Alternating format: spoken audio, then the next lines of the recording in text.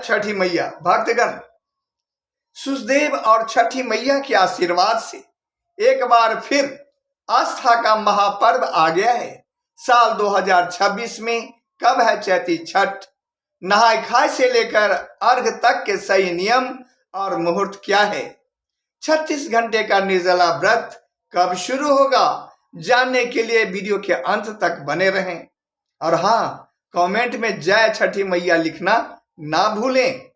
आइए जानते हैं चैती छठ व्रत तिथियां और कार्यक्रम के बारे में। इस वर्ष 2026 में चैती छठ व्रत दिनांक 22 मार्च 2026 दिन रविवार को नहाय खाए से शुरू होगा।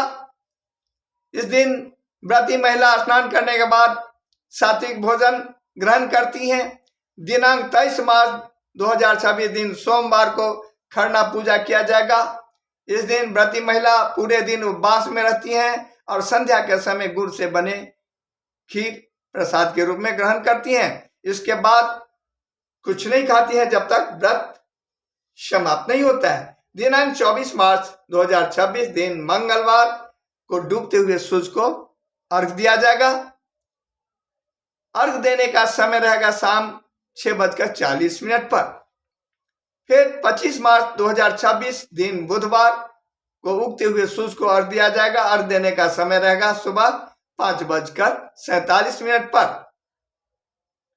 आइए जानते हैं चैती छठ व्रत की शुरुआत कब हुई थी, उसके बारे में जानते हैं।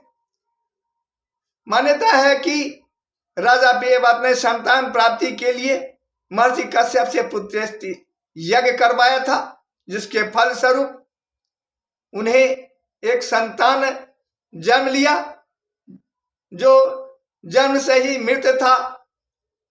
उस मृत संतान को देखकर राजा बहुत दुखी हो गया और वह अपने प्राण को त्यागने का कोशिश करने लगा। यह देख करके ब्रह्मा जी की मानस कन्या देव सेना, जिन्हें खष्टी देवी कहा जाता है, वह प्रकट हो गई और बोली, जो खष्टी देवी की पूजा चैत्र मास के शुक्ल पक्ष की खष्टी तिथि को श्रद्धापूर्वक आप करो, सूर्यदेव की उपासना करो, जिससे आपके सारे कष्ट दूर हो जाएंगे। यह सुनकर के राजा ने चैत्र मास के खष्टी तिथि को श्रद्धापूर्वक इस व्रत को किया, जिसके फलस्वरूप उसका मृत संतान फिर से जीवित हो गया। यह व्रत भारत के बिहार, झारखंड, पूर्वी उत्तर प्रदेश और पश्चिम बंगाल में बड़े धूमधाम से मनाया जाता है।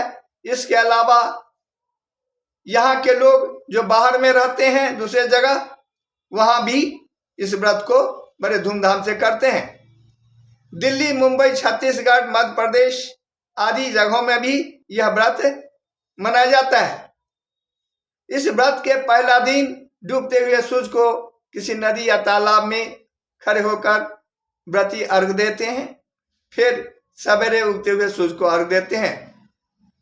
इस व्रत को करने के लिए घर के लोग अनेक प्रकार के पकवान पकाकर बांस की टोकरी में सजाते हैं। उसमें अनेक प्रकार के फल, मिठाई, दही आदि रखकर किसी नदी या तालाब में ले जाते हैं और भगवान सूर्यदेव को अर्घ देते हैं, छठी मैया को अर्घ देते हैं। तो भक्तगण, ये थी छठ व्रत के बारे में जानकारी। अगर मेरा वीडियो पसंद आ गया हो तो इस चैनल को लाइक एवं सब्सक्राइब करें, साथ में अपनों को भी शेयर कर दें। अगले वीडियो तक के लिए आपसे विदा चाहता हूं। जय छठी मैया।